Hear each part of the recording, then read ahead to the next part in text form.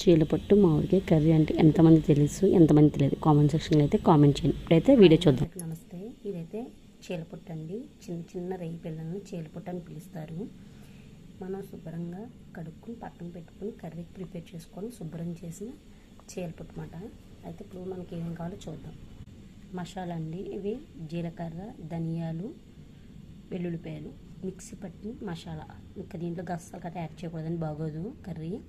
పచ్చిమిర్చి, కరివేపాకు, ఆనియన్స్, మామిడికాయ ముక్కలు ఇవన్నీ మనకి స్టవ్ ఆన్ చేసుకుని ఒక ప్యాన్ పెట్టుకొని ప్యాన్ వీటెక్కాక ఆయిల్ వేసుకుని ఆయిల్ కూడా బాగా వీటెక్కున్న వాళ్ళండి. ఆయిల్ బాగా కాగాక ఆనియన్స్ యాడ్ చేద్దాం. సరే, ఆయిల్ వీటెక్కడం వల్ల ఆనియన్స్ వేగిన శబ్దం కూడా మనకి ఎత్తిస్తుంది. బాగా బ్రౌన్ కలర్లోకి రావాలండి. బ్రౌన్ కలర్లోకి వచ్చాక అల్లం పేస్ట్ యాడ్ చేద్దాం. అల్లం పేస్ట్ యాడ్ చేశాక అది కూడా పచ్చి స్మెల్ అంతా పోనివ్వాలని బాగా వేగనివ్వాలి. తర్వాత దాంట్లోనే అలాగే మనం మిక్సీ అయితే ఆడుకున్న మసాలా ఉంది కదండి, అది కూడా యాడ్ చేద్దాం. యాడ్ చేసి కలుపుకుందాం. బాగా కలిపిన తర్వాత మసాలా స్మెల్ అనేది ఏమి లేకుండా ఉండాలండి. బాగా ఇప్పుడు దీంట్లోనే వేపాకు కూడా పచ్చిమిర్చి, పసుపు కూడా యాడ్ చేద్దామండి.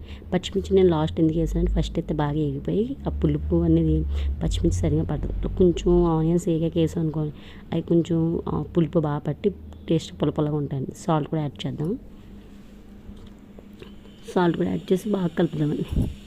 ఇప్పుడైతే మనం శుభ్రం చేసుకున్న చీలపట్టు ఉంది కదండి, ఆ చీలపట్టు కూడా దీంట్లో యాడ్ చేద్దాం. చూడండి, చీలపట్టులో అయితే మ్యాక్సిమం వాటర్ మనం ఆయిల్ ఉల్లిప ముక్కల్లో వేసిన చీలపట్టులో వాటర్ అయితే ఉంటుంది. మనం ఎంత వాటర్ పిన్నా వాటర్ అయితే చూడండి, మీకు చూపించడం కోసం నేను సపరేట్ చేసి మైన్గా మిడిల్లో వాటర్ చూపిస్తున్నాను. అవి మొత్తం వాటర్ అంతా ఇంకిపోవాలండి. ఆనియన్ వేసిన తర్వాత చీలపట్టు వేసిన తర్వాత వాటర్ అనేది వస్తుంది. ఎంత అలాగా పిన్న చేసినా వాటర్ అనేది వస్తుంది. ఆ వాటర్ అంతా పోయి మనకి సపరేట్గా ఆయిల్ సపరేట్ అవ్వాలి. అంతవరకు అయితే వేపాలని చీలపట్టు లేకపోతే స్మెల్ వచ్చేస్తుంది. కూర బాగా ఫ్రై అవ్వాలి.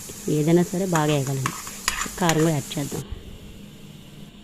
నేను ఇంకా తక్కువ టైంలోనే చూపిస్తున్నాను, ఎందుకంటే ఎక్కువ లాంగ్ వీడియో అయిపోయింది అనుకోండి, నేను స్కిప్ చేస్తారు. బాబు ఎంత టైం ఉందో ఎంత వీడియో ఉందో చూడాలా అని గమ్ము స్కిప్ చేస్తారు కదా. నేను అన్ని బిట్లు తీసి కలిపి పెడతాను అనమాట.